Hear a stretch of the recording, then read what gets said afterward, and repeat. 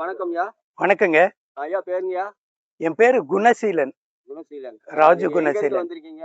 நான் பெங்களூர்ல இருந்து வந்திருக்கிறேங்க. நெறைய பேர் வருவாங்க. இப்ப நீங்க வந்திருக்கீங்கன்னா, மித்தவங்களுக்கு பார்க்குறப்போ ஒரு ஆச்சரியமா இருக்கும். என்ன ஆமா. இவரு வந்து தனியா வந்திருக்காரு அங்க ம். இருந்து இவ்வளவு தூரம். ஆமா. நீங்க என்ன சொல்ல விரும்புறீங்கய்யா? எனக்கு 78 வயசு ஆகுதுங்க. 49ல நான் பிறந்தேன். இன்னும் நான் அடுத்த எலெக்ஷனை பார்க்கணும் என்னவோ தெரியாது. ஆனா இந்த 1,50,000 தமிழர்கள் மேல மே 18ல 16, 17, 18ல இறந்து போனாங்க. அந்த அதையெல்லாம் நான் பேப்பர்ல படிச்சிருக்கிறேன். அதை கேள்விப்பட்டேன். டிவியில பார்த்துருக்கிறேன். இதையெல்லாம் பார்த்துருக்கிறேன். இப்போ யங் ஜென்ரேஷனுக்கு அதை பற்றி எல்லாம் ஒன்றுமே தெரியாதுங்க. ஆனால் எனக்கு தெரியும். அதனாலயே இந்த இந்த இந்த கூட்டத்தில் நான் கலந்துக்கணும்னு வந்திருக்கிறேன். தமிழ்நாட்டை விட்டு கொஞ்சம் தூரம் போக போகத்தாங்க அந்த அதோட அருமை தெரியுது. ஏன்னா வேற்று மாநிலத்தில் இருக்கிறோம். நம்ம தைரியமா தமிழ் பேச முடியாதுங்க. அதுலேயும் அடிக்கடி அந்த காவிரி வாட்டர் கலாட்டா அதெல்லாம் வரும்போது அங்கே அடிப்பான். ஒரு அச்சத்திலேயே அச்சத்திலேயே இருக்கணுங்க. நான் இருக்கிற இடத்துல வீட்டுக்கு ஒருத்தர் வெளியில வந்து அந்த அந்த இடங்களை பாதுகாக்கிறதுக்கு ரோந்து வந்துட்டே இருப்பாங்க. அப்படியெல்லாம் இருந்த காலம் உண்டு. இல்ல இப்ப உங்க அக்கம் பக்கத்துல இருப்பாங்கல்ல கன்னடர்கள்லாம், ஆமா. அவங்களாம் உங்களுக்கு வந்து உதவி பண்ணுவாங்களா? கவுடருங்க நல்லவங்க தாங்க.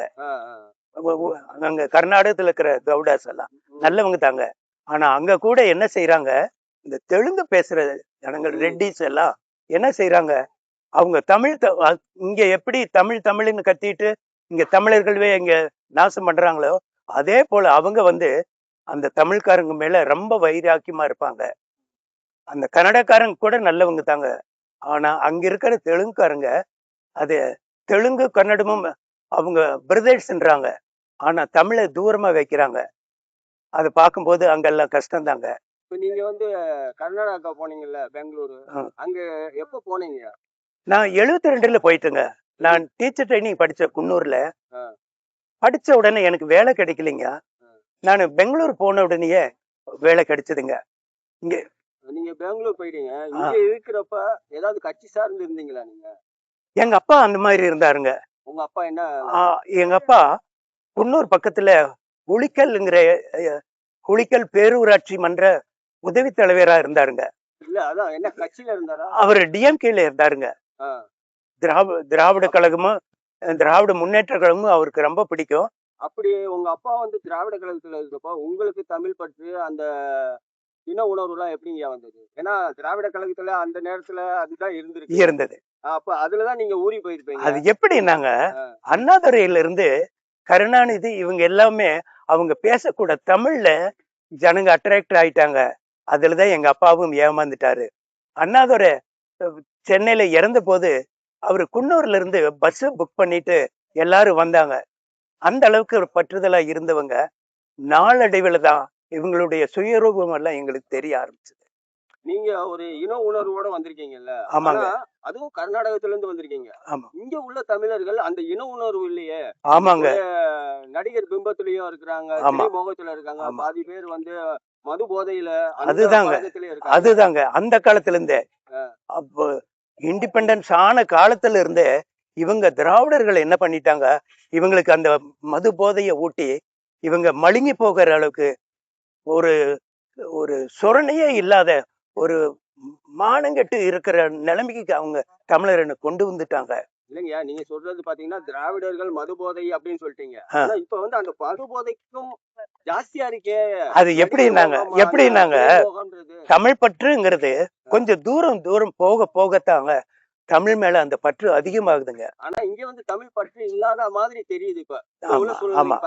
ஏன்னா திட்டமிட்டு அழிச்சுட்டாங்க எல்லாத்துக்குமே. தமிழ் படிக்க நான் படிச்சது கோயம்புத்தூர் கவர்மெண்ட் ஆர்ட்ஸ்ல தமிழ் மீடியத்துல பியூசி படிச்சுங்க. ஆனா இப்போ யாருமே தமிழ் எடுத்து படிக்கிறதே கிடையாது. தமிழ் மீடியமும் இல்ல, தமிழ் எடுத்து படிக்கிறவங்களும் இல்ல. ஒரு சப்ஜெக்ட் கூட இல்லாம இருக்குது. தமிழ்நாட்டுல மட்டும்தாங்க தமிழே படிக்காம டிகிரி வாங்க முடியுது. ஆனா அது கர்நாடகத்துல முடியாதுங்க. கம்பல்சரி கன்னடம் ஒரு சப்ஜெக்ட் இருந்தே இருக்கும். கவர்மெண்ட் ஸ்கூல்ல எல்லாம் கன்னடத்து மூலியமா தான் எல்லா லாங்குவேஜும் படிக்கணுங்க. இங்கிலீஷ் ஒரு சப்ஜெக்ட் தான் இருக்கும். ஆனா தமிழ்நாட்டுல அப்படி கிடையவே கிடையாது. தமிழே படிக்காம இங்கதான் இருக்கலாம். ஐயா, அது நீங்க வந்து பெங்களூர்ல இருக்கீங்க. ஆ. வாக்கு வந்து அங்கயா இங்கயா உங்களுக்கு? என்னுடைய வாக்கு அங்கதாங்க. இதே மாதிரி வேற வேற நிகழ்வுக்குலாம் வந்திருக்கீங்களா நீங்க? வந்திருக்கேங்க. போன வருஷத்துல ஆ, கோயம்புத்தூர்ல நடந்ததுங்க இதே நிகழ்ச்சி. ஆ, அப்ப நான் வந்துட்டேங்க. ம், அப்போ எனக்கு ஒரு ஆசை இருந்தது. அந்த மீட்டிங் நடக்கிறதுக்கு முன்னாடியே நான் வரணும்னு 3 நாளைக்கு முன்னாடியே வந்து அந்த நடத்துறத எல்லாத்தையும் பார்த்தேன். அப்போ அந்த ஜனங்கள் எல்லாம் அவ்வளவு உற்சாகமா இருக்கிறத பார்த்து இது எவ்வளவு முக்கியத்துவம் கொடுக்கறாங்க, ஜனங்க மாறிட்டு வர்றாங்கங்கிறத பார்க்கும்போது எனக்கு ரொம்ப சந்தோஷமா இருந்தது, மகிழ்ச்சியா இருந்ததுங்க. இப்ப தேர்தல் நேரத்துல நீங்க வந்திருந்திருக்கீங்களா? இல்லைங்க, வர முயற்சி பண்ணேன். சென்னைக்கு வந்தேங்க. சென்னையில? சென்னையில குளத்தூர் வந்து சுத்தி பார்த்துட்டு போனேன். ஆ, குளத்தூர் வந்துட்டுங்க, எல்லாம் பார்த்தேன். எல்லாம் குளத்தூர் தொகுதி சீஃப் மினிஸ்டரோட தொகுதி அவ்வளவு இதா பண்ணியிருக்காரு. ரோடு மற்ற எல்லா காரியங்கள், டிரைனேஜ் எல்லாத்தையும் நல்லா செஞ்சிருக்காரு. ம். இருந்தாலுமே ஏதோ அந்த ஓ, திரை மோகத்துல அவரையும் கூட தோற்று அடிச்சுட்டாங்க. ஆனா உண்மையா பார்க்கும்போது அந்த தொகுதி நல்லபடியா செஞ்சிருக்காரு. அதையும் மீறி அந்த இடத்துல மாற்றம் வந்திருக்குதுன்னா நமக்கு வர வேண்டிய ஓட்டை அவங்க அறுவடை பண்ணிட்டாங்க அப்படிங்கிறது என்னோட கருத்துங்க. வேற மாநிலத்துல இருக்கீங்க. ஆ. ஆனா இங்க வந்து இப்ப நாம் தமிழர் கட்சி வந்து வாக்குகள் கம்மியா இருந்து ம். இருந்ததோட இப்ப வந்து 4% வந்து. அப்ப உங்களுடைய மனநிலை எப்படி இருக்கு? நான் இங்க உள்ளவங்களுக்கு வேற மாதிரி இருக்கும். ஆனா நீங்க அங்க வந்து ஒரு எதிர்பார்ப்போட இருந்திருப்பீங்க. ஆமாங்க. அப்ப உங்களுடைய மனநிலைமை எப்படி இருந்துச்சு? ரொம்ப வருத்தப்பட்டாங்க. ரொம்ப வருத்தப்பட்டேன். அன்னைக்கு நான் சாப்பிடவே இல்லை. அந்த டிவி பார்க்க முடியாம நான் நிறுத்திட்டேன். அந்த 4 கட்சியிலையும் கடைசியா நம்மளது வந்துட்டு இருந்தது. அதை பார்க்கும்போது ரொம்ப மன வருத்தமா இருந்தது. இவ்வளவு உழைச்சு நமக்கு ஜனங்க புரிஞ்சுக்க முடியலையே, இந்த ஜனங்களை எப்படித்தான் திருத்த முடியும், இனி என்னதான் செய்ய போறோம் அப்படிங்கிற ஒரு பெரிய மன வருத்தத்துல நான் இருந்தேன். ரொம்ப மனசு கஷ்டமா இருந்ததுங்க. பெங்களூர்ல தமிழர்கள்லாம் இருப்பாங்கல்ல, ஆமாங்க. அவங்கள்ட்ட வந்து நாம் தமிழர் கட்சி அப்படிங்கிற அந்த பேச்செல்லாம் இருக்குமா? இருக்குங்க, மறைமுகமா இருக்கு. உங்களை சுத்தி இருக்கு. ஓப்பனா இருக்காதுங்க. ஓப்பனா இருக்காது. நம்ம வெளியில இங்க மாதிரி எல்லா இடத்துலயும் பேச முடியாது. ஏன்னா சில இடங்கள்ல ஜெயநகர் போன்ற இடங்கள்ல தமிழ் பேசினாவே திரும்பி பார்ப்பான். நான் ஒரு முறை நான் இங்கிருந்து போன புதுசுல ஒரு 75 இருக்கும். அந்த சமயத்துல என் கூட வேலை செஞ்சவங்க கூட நான் ஜெயநகர்ல பேசிட்டு போயிட்டு இருக்கிறேன். யாவனும் தமிழಲ್ಲಿ மாத்தாடுதுன்றான். அப்போ உடனே பக்கத்துல இருந்தவர் சொன்னாரு, குணசீலன், வேண்டாம் வேண்டாம், கன்னடத்துல பேசுங்கோ அப்படி சொல்றாங்க. அப்போ வெளி மாநிலத்துல அந்த அந்த மாநிலத்து பாஷையில தான் பேச முடியுமே தவிர அவ்வளவு சுதந்திரமா இருக்க முடியாதுங்க. ஆனா தமிழ்நாட்டுல எல்லாரையும் வாழ வைக்கிறோம்.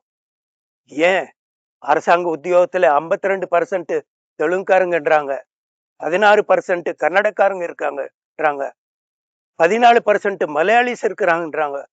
தமிழ்காரங்க எவ்வளவு பேர் இருக்காங்கன்னா 7.5% சொல்றாங்க. அதெல்லாம் கேட்கும்போது ரொம்ப வருத்தமா இருக்குதுங்க. இது எப்ப மாறுமோ தெரியல.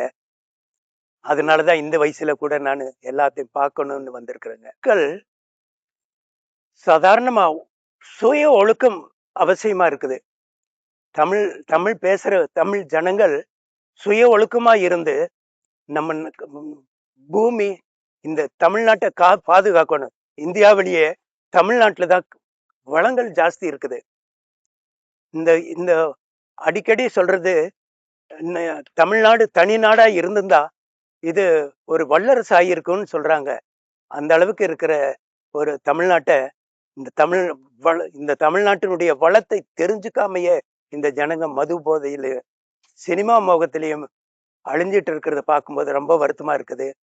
ஏதோ அடுத்த தலைமுறை கொஞ்சம் விழிப்புணர்வோட இருந்தா நல்லது. நான் நிம்மதியா கண்ணு மூடுவேன். ஏன்னா எனக்கு இப்பவே 78 ஆச்சு. இனி எவ்வளவு நாளைக்கு அடுத்த எலெக்ஷன் வரைக்கும் நான் இருப்பேன்னு தெரியாது. இந்த இடைக்கால எலெக்ஷனுக்கு நான் வரலான்ட்டு இருக்கேங்க. திருச்சியில நடக்க போற எலெக்ஷனுக்கு நான் கலந்துக்குவேன். என்னால முடிஞ்ச எல்லா வேலைகளையும் நான் செய்வேன். அங்கிருந்து ஒரு வெஹிக்கிள் கொண்டு வந்துட்டு நான் அந்த வெஹிக்கிள்லயே சுத்தணும். சுத்தி நாம் தமிழருக்காக அந்த ஓட்டுக்காக வேண்டி நான் பாடுபடணும்னு நான் நினைக்கிறேங்க. அது நடக்கும்னு நான் நம்புறேன். அதுல ஒரு திருப்தியா இருப்பேன். ஒரு நாளைக்கு முன்னாடியே வந்துட்டீங்க. களத்துல வந்து சிறிய வேலைகள் எல்லாம் பார்த்தீங்க ம், உங்களால முடிஞ்ச வரைக்கும். ம். அதுவே வந்து இங்க பாக்குறவங்களுக்கு கொஞ்சம் மகிழ்ச்சியா இருக்கும். என்னடா Yes. இவ்வளவு வயதுலயும் ம், வந்துட்டு ஒரு ம், நாள் முன்னாடியே வந்துட்டாரு, ம். வந்து எல்லா பணியும் செய்யறான்றப்ப ம். இங்க உள்ளவங்களுக்கு நாம் தமிழர் கட்சி சார்ந்தும் மித்த நாம் தமிழர் கட்சிக்கு ஆதரவா இருக்கவங்களும் உங்களை பாக்குறப்ப பெருமைப்படுவாங்க, சந்தோஷப்படுவாங்க. நன்றிங்கய்யா. நன்றிங்க.